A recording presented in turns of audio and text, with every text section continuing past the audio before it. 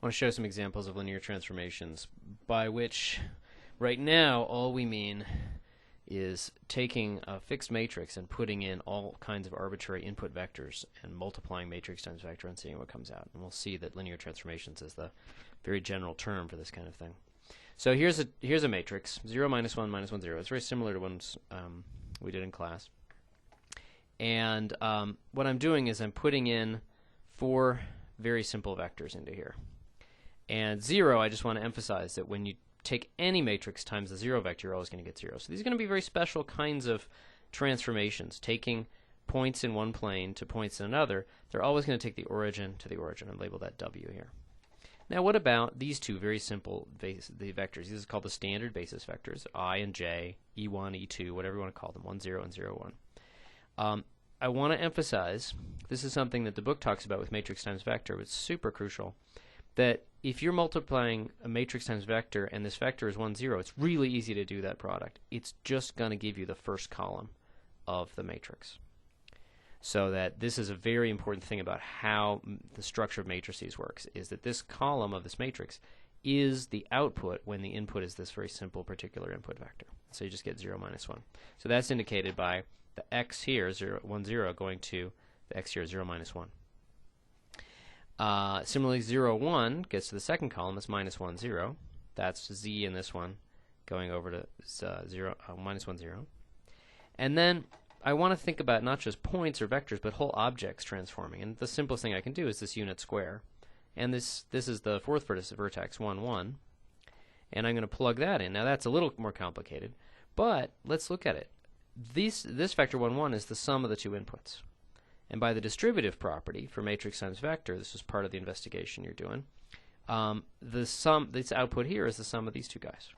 What does that mean geometrically? It means that this corner here is going to be the vector sum of this vector and this vector. In other words, just like this formed a very simple parallelogram, this is going to form a parallelogram. And so in fact, I'm making a bit of a bold statement with the picture here. I'm asserting that this whole edge between W and X actually that segment goes to this segment here. And this whole edge, W to Z, goes to this whole segment. We might prove that. It's in the book, but we might not bother about it. But hopefully it's pretty reasonable guess that if we know where the vertices of a parallelogram go, then we know where the whole thing goes. This guy happens to take a square into a square, but definitely other examples don't do that. So what is going on here? One clue is that look at W, X, Y, Z. That's counterclockwise in alphabetical order. Here it's now clockwise. So something is reversed orientation, and the way we know how to do that usually is put something in a mirror. And so that's one hint that maybe there's a mirror going on here.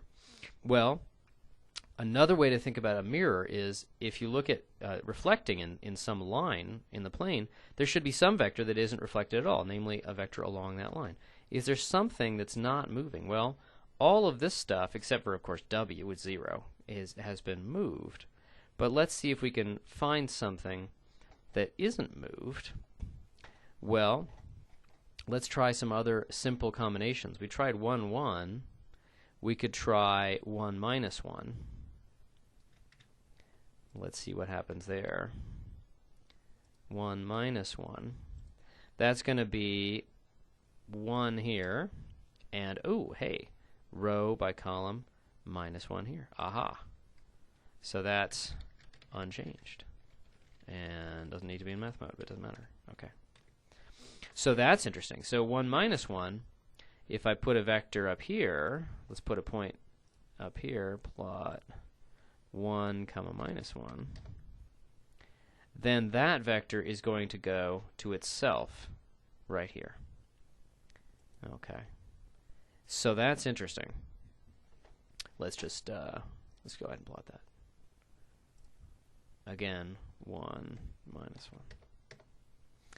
So that goes to itself. What about 2, -2? That's going to go to itself, certainly, because it's just a scalar multiple. Or -1, 1. That's just a scalar multiple. This whole diagonal line is going to go to itself. Well, let's see. If it's really a reflection, which is our conjecture, if this is a line that goes to itself, a fixed line, so in other words, this line of inputs shows up as exactly the same line in the outputs, well, what about something perpendicular to that? Y, something perpendicular to that, should be flipped exactly opposite to itself. And indeed, that's what's going on. So that could have been another clue.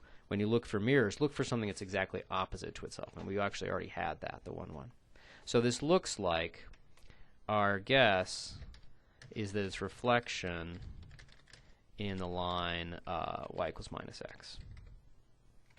And that does turn out to be true. Okay. I'm going to save the others for another video to make them nice and short.